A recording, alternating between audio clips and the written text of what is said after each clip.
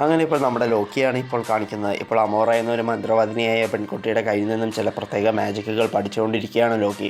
ആ പഠനത്തിൽ ലോക്കി തൻ്റെ കഴിവ് നന്നായി കാണിച്ചതിന് ഗിഫ്റ്റായി അമോറ ലോക്കിക്ക് ഉമ്മ കൊടുക്കുവാനായി പോയതും പെട്ടെന്ന് അങ്ങോട്ടേക്ക് നമ്മുടെ തോർ വന്ന് ഉമ്മ കൊടുക്കൽ തടഞ്ഞ് അമോറയോട് പുറത്തേക്ക് പോകാൻ പറഞ്ഞതും അപ്പോൾ തന്നെ അമോറ പുറത്തേക്ക് പോവുകയാണ്. അന്നേരം തന്നെ നമ്മൾ രണ്ടുപേരും ഒന്നിച്ച് ജോതുൻഹൈമിൽ പോയി സർത്താറിൻ്റെ കാണാതെ പോയ വാൾ കണ്ടെത്തുവാൻ പോവുകയാണ്. അതിനായി ആദ്യം നമ്മൾ ആസ്ഗാർഡിൽ നിന്ന് പുറത്തേക്ക് പോകാനായി തണ്ടർ റണ്ണർ എന്ന ബോട്ട് അടിച്ചു മാറ്റണമെന്ന് ലോക്കിയോട് തോർ പറയുകയാണ്.